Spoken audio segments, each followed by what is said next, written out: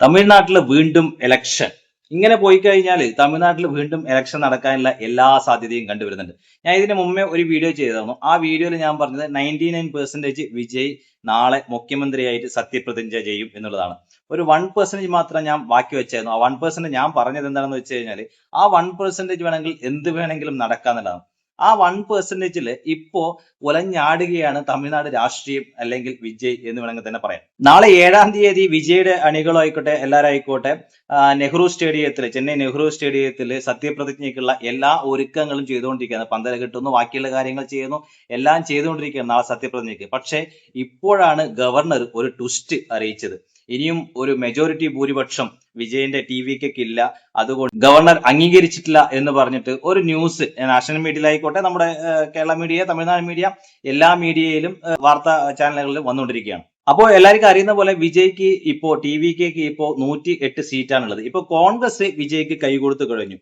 കോൺഗ്രസിന് ഇപ്പൊ തമിഴ്നാട്ടിൽ കിട്ടിയ സീറ്റ് എന്ന് പറയുന്നത് 5 സീറ്റാണ്. അപ്പോൾ 108 + 5 113 സീറ്റ് ഇപ്പം വിജയിക്കുന്നുണ്ട്. ഇനി ഗവൺമെന്റ് രൂപീകരിക്കണമെങ്കിൽ, മന്ത്രിസഭ രൂപീകരിക്കണമെങ്കിൽ 118 seat majority seat minimum seat ഉണ്ടാവണം. അപ്പോൾ ഇനി ഒരു 5 സീറ്റും കൂടി വേണം. നേരത്തെ പറഞ്ഞ പോലെ കോൺഗ്രസിന്റെ ഫുൾ സപ്പോർട്ട് വിജയിക്കുന്നുണ്ട്.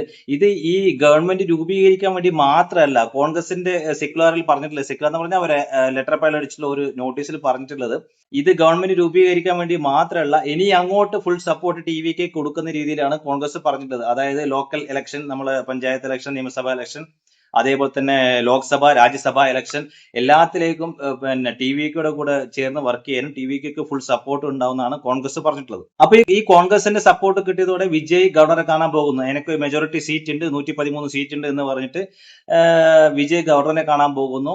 ഗവർണറെ കാണുന്നു, അവിടെ സ്വീകരിക്കുന്നു, എല്ലാം സംസാരിക്കുന്നു, തിരിച്ചു വരുന്നു. ഇതൊക്കെയാണ് നടന്നു കഴിഞ്ഞത്. അതിന് ശേഷം ഒരു 4-5 മണിക്കൂർ കഴിഞ്ഞതിന് ശേഷമാണ് നാഷണൽ മീഡിയയിലെ ഇന്ത്യൻ എക്സ്പ്രസിലും മറ്റേ ദി ഹിന്ദുവിലും ഒക്കെ വാർത്ത വരുന്നത്, ഗവർണർക്ക് ഇനിയും വിശ്വാസമായിട്ടുള്ള മെജോറിറ്റി സീറ്റ് ഉള്ളത് എന്നുള്ളത്. അതുകൊണ്ട് നാളെ സത്യപ്രതിജ്ഞ ചടങ്ങ് നടക്കില്ല എന്ന ന്യൂസ് പുറത്തേക്ക് വരും. ഇപ്പൊ ഗവർണറെ കുറിച്ച് നിങ്ങൾക്ക് എല്ലാവർക്കും അറിയാലോ. തമിഴ്നാട് ഗവർണറും കേരള ഗവർണറും ഒരേ ഒരാൾ തന്നെയാണ്. അവരുടെ പേര് രാജേന്ദ്ര വിശ്വനാഥ് അർത്തേക്കർ എന്നാണ്. അപ്പൊ ഈ ഒരു 5 സീറ്റും കൂടി, 5 സീറ്റ് എന്ന് പറഞ്ഞാൽ 5 MLA സപ്പോർട്ട് ഉണ്ടായാൽ മാത്രമേ വിജയ്ക്ക് ഇനി ഒരു ഗവൺമെന്റ് രൂപീകരിക്കാൻ പറ്റുള്ളൂ. അതിൽ അതിർത്തി ഗവർണർ ഭാഗത്ത് ഉണ്ടായിട്ടുണ്ട്. ഇപ്പൊ ഈ കോൺഗ്രസിന്റെ കാര്യത്തിൽ, ഈ കോൺഗ്രസ് ടിവിക്ക് സപ്പോർട്ട് ചെയ്തുകൊണ്ട് തന്നെ DMKന്റെ ഭാഗത്ത് നിന്ന് വല്ലാത്തൊരു അതൃപ്തി ഉണ്ടായിട്ടുണ്ട്. DMK ട്വിറ്ററിലൊക്കെ ട്വീറ്റ് ചെയ്തത് എന്താണെന്ന് ചോദിച്ചു കഴിഞ്ഞാൽ, നമ്മുടെ ഭാഷയിൽ, നമ്മുടെ കേരളത്തിന്റെ ഭാഷയിൽ പറഞ്ഞാൽ കുലംകുത്തി എന്നാണ് പറഞ്ഞത്. അത് ആക്ച്വലി അങ്ങനെ പറയാനേ വഴിയുള്ളൂ. കാരണം ചോദിച്ചു കഴിഞ്ഞാൽ കോൺഗ്രസ് ഈ 5 സീറ്റ് ജയിച്ചത് ടിവിക്ക് എതിരായിട്ട് ജയിച്ച 5 സീറ്റാണ്.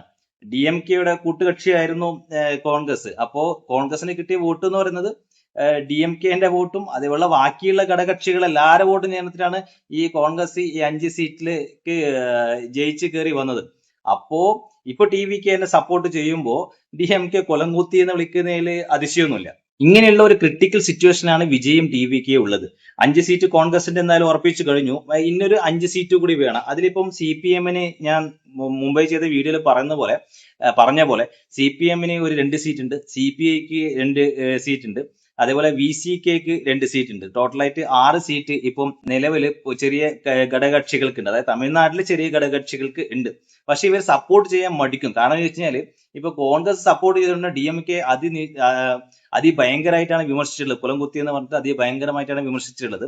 അതുകൊണ്ട് ഈ 3 പേരും, ഈ 3 ഘടകകക്ഷികളും വീണ്ടും ടിവിക്ക് സപ്പോർട്ട് ചെയ്യോ ഇല്ലയോ എന്നുള്ള കാര്യത്തിൽ ചെറിയ കൺഫ്യൂഷൻ ഉള്ളത്. ചില പാർട്ടികൾ അറിയിച്ചിട്ടുണ്ട്, നമ്മള് മേൽഘടകമായിട്ട് ചർച്ച ചെയ്തിട്ട് ബാക്കി കാര്യങ്ങൾ അറിയിക്കുക എന്നുള്ള കാര്യം CPM-ഉം CPI ഒക്കെ പറഞ്ഞിട്ടുണ്ട്. അപ്പൊ ഈ മെജോറിറ്റി സീറ്റ് ഉണ്ടെങ്കിൽ മാത്രമേ ഗവൺമെന്റ് രൂപീകരിക്കാൻ പറ്റുള്ളൂ. പക്ഷെ 113 സീറ്റും കൊണ്ടാണ് വിജയ് ഗവർണറെ കാണാൻ പോയത്. അത് എന്തുകൊണ്ടാണെന്നുള്ള കാര്യത്തിൽ എനിക്കും ചില കൺഫ്യൂഷൻ ഉണ്ട്. അത്രക്കും പൊളിറ്റിക്സിനെ കുറിച്ച് കൂടുതൽ അറിയാത്തതുകൊണ്ട് അതിന് കൺഫ്യൂഷൻ ഉണ്ട്. എനിക്കിതിനെ കുറിച്ച് വ്യക്തമായിട്ട് അറിവില്ലെന്നുണ്ട്. ചെറിയ അറിവ് വെച്ചിട്ട് ഇപ്പം 108 + 5 113 സീറ്റിന്റെ ബാക്കി 5 സീറ്റ് വേണം.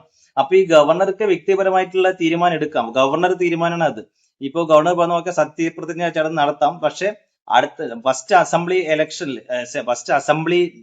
അസംബ്ലിയില് ബാക്കിയുള്ള 5 സീറ്റിന്റെ കൂടി ഉറപ്പ് വിജയ് കൊടുത്താൽ മാത്രമേ ഗവൺമെന്റ് രൂപീകരിക്കാൻ സാധിക്കുകയുള്ളൂ. ആ ഒരു വിശ്വാസത്തിന്റെ പുറത്ത് വേണമെങ്കിൽ സത്യപ്രതിജ്ഞ ചടങ്ങ് ഗവർണർക്ക് നടത്താം. പക്ഷെ ഗവർണർക്ക് വിശ്വാസമില്ല, അതിലൊരു അതൃപ്തിയാണ് ഗവർണർ ഇപ്പോ പ്രകടിപ്പിച്ചുകൊണ്ടിരിക്കുന്നത്.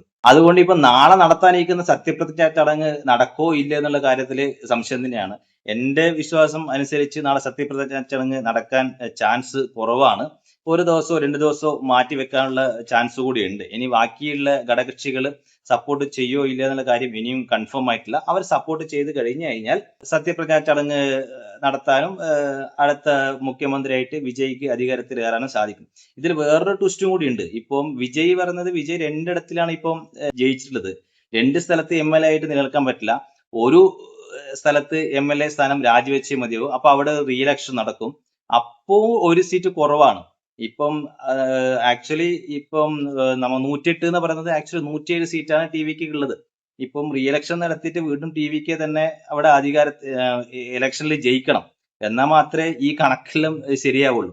അതുകൊണ്ട് ഇപ്പം ഈ തമിഴ്നാട് പിന്നെ ഗവൺമെന്റിന്റെ രൂപീകരണം എന്ന് പറയുന്നത് ഒരു തുലാസിൽ പോലെ അങ്ങോട്ടും ഇങ്ങോട്ടും ആടിക്കൊണ്ടൊക്കെയാണ്. അപ്പൊ കണക്ക് വെച്ച് നോക്കുകയാണെങ്കിൽ 107 സീറ്റും കോൺഗ്രസിന്റെ 5 സീറ്റും 112.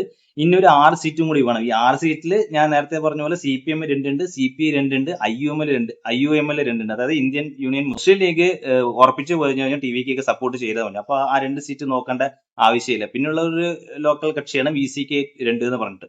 അപ്പോ 2, 4, 2, 6 ഈ 6 സീറ്റും കൂടി വിജയ്ക്ക് TVK ലഭിച്ചു കഴിഞ്ഞാൽ മാത്രമേ ഗവൺമെന്റ് രൂപീകരിക്കാൻ സാധിക്കുള്ളൂ. ഇങ്ങനെയാണ് ഇപ്പോൾ തമിഴ്നാട് രാഷ്ട്രീയം പോയിക്കൊണ്ടിരിക്കുന്നത്. നല്ല ഇൻട്രസ്റ്റ് ആയിട്ട് നോക്കിക്കാണുന്നതാണ്. ഇനി റീ ഇലക്ഷൻ വരുമോ എന്നുള്ള കാര്യം നമുക്ക് കണ്ടറിയണം. നിങ്ങളുടെ അഭിപ്രായം എന്താണെന്ന് താഴെ കമന്റ് ചെയ്യുക. അടുത്ത വീഡിയോ വീണ്ടും കാണാം. അതുവരേക്കും ഗുഡ് ബൈ.